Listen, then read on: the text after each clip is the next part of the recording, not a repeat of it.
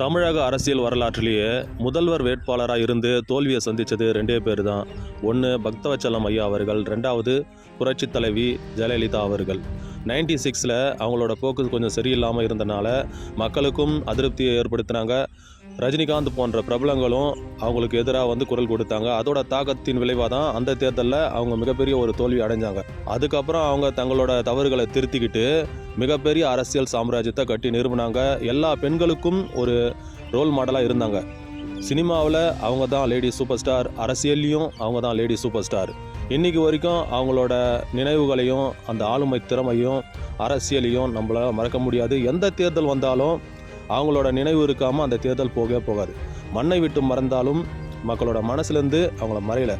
ஒரு உண்மையான தலைவன் யாருன்னா, மண்ணை ஆள்பவன் மன்னன் அல்ல, மக்களின் மனதை ஆள்பவன் தான் மன்னன். அந்த விதத்தில் மிகப்பெரிய ஒரு பேரரசியாக வாழ்ந்தாங்க. இந்த வீடியோவில் நான் சொல்ல வர்றது என்னென்னா, முதல்வர் வேட்பாளராக நின்று தோக்கிற நிறைய கட்சியினராக நம்ம பார்க்குறோம். ஆளுங்கட்சி மட்டும் இல்லாமல் எதிர்கட்சியாக இருக்கட்டும், மற்ற கட்சிகளாக இருக்கட்டும், முதல்வர் வேட்பாளரே டெபாசிட் கூட வாங்காமல் தோற்று போகிறாங்க. அவங்களுக்கெல்லாம் என்ன சொல்கிறதுனா, தோல்வின்றது அவமானம் கிடையாது, அது ஒரு பாடம் தான். நம்ம கடந்த காலத்தில் என்ன தவறுகள் செஞ்சோம், நம்ம எதனால் தோற்று போனோம், அதை கண்டுபிடிச்சி அதை ரெக்டிஃபை பண்ணி மீண்டும் வெற்றி பெறது தான் ஒரு வீரனுக்கு, ஒரு போராளிக்கு அழகு. நம்மளோட தவறுகளை நாம் அப்சர்வ் பண்ணலைன்னா நம்ம என்றைக்குமே ஒரு தோல்வி மனப்பான்மையில் தான் இருப்போம்.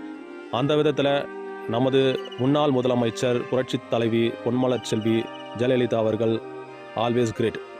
இதுக்கப்புறம் ஒரு பெண் வருவாங்கன்றதே சந்தேகம்தான். வந்தாலும் அந்த பெண்ணுக்கு முன்மாதிரி இந்த பெண் தான். புரட்சி தலைவி அம்மாவோட ஆட்சியில் உங்களுக்கு ரொம்ப பிடிச்ச விஷயம் எதுன்னு கமெண்ட்டில் சொல்லுங்கள். இந்த வீடியோ உங்களுக்கு பிடிச்சதுன்னா லைக் பண்ணுங்கள், கமெண்ட் பண்ணுங்கள், ஷேர் பண்ணுங்கள். தேங்க்யூ.